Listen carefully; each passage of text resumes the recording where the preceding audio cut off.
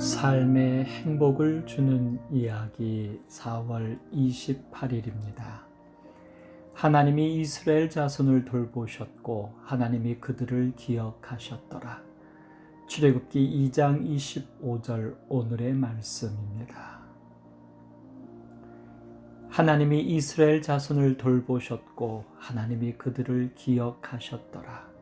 참 감사하고 감동적입니다.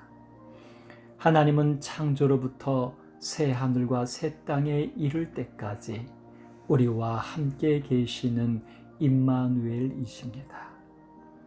그럼에도 불구하고 모세가 미디안에 기거한 지 여러 해 후에 애굽 왕은 죽었지만 여전히 이스라엘 자손은 고된 노동으로 말미암아 탄식하는 삶을 살고 있을 뿐입니다.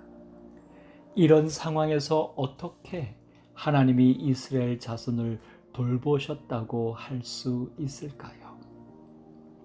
이것이 하나님이 그들을 기억하신 결과일까요? 분명 현실은 계속되는 고된 노동이었습니다. 그러나 현실을 넘어 볼 것이 있습니다. 모세를 죽이려던 그리고 히브리인을 노예로 핍박하는 애굽 왕은 죽었지만 모세는 미디안에 살아 있으며 히브리인들은 그 수가 줄지 않고 자손이 창대하고 있습니다. 노예의 삶에서도 남자아이를 죽이려는 음모 속에서도 이스라엘은 부해지고 있습니다.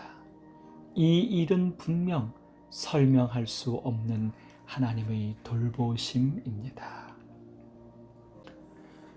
농부가 늙어 삶을 마감하게 되었지만 아들들이 게을러서 걱정입니다. 농터는 넓고 큰데 아들들이 일의 기쁨을 알지 못했습니다. 농부는 나는 이제 세상을 떠나려고 한다. 내가 너희들에게 남겨놓고 가는 보물은 모두 포도밭 여기저기에 숨겨 놓았다는 유언을 남겼습니다. 그 얘기를 들은 자식들은 괭이와 삽, 그 밖의 연장을 들고 포도밭을 뒤엎기 시작합니다. 그런데 몇 달을 그렇게 해도 보물은 나오지 않았습니다.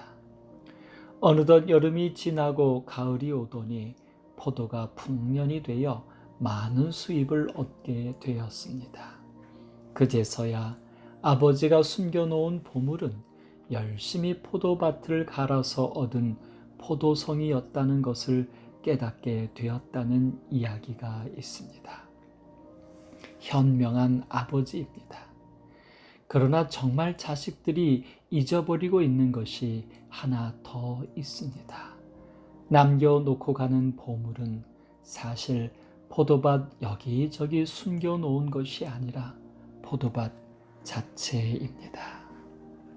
이스라엘 자손은 고된 노동으로 말미암아 탄식하며 부르짖으니 그 고된 노동으로 말미암아 부르짖는 소리가 하나님께 상달되었다고 말합니다.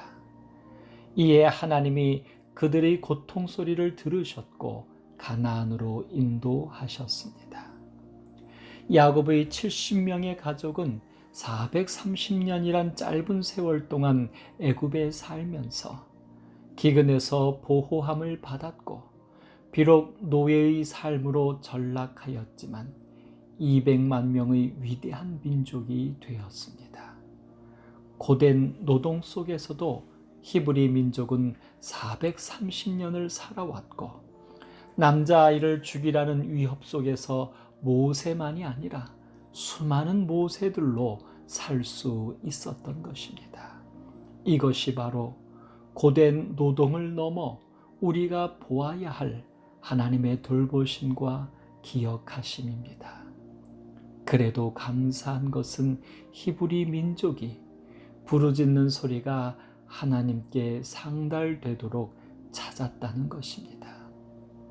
이에 하나님은 그들을 위해 역사하실 수 있었던 것입니다. 그러나 이해는 되지만 아쉬운 것은 그들에게 임한 하나님의 돌보심의 축복들을 보지 못한 것입니다. 충분히 휴식하기는 단순한 쉼이 아니라 바로 우리와 함께 하시는 하나님을 아는 것입니다. 삶의 행복을 주는 이야기였습니다.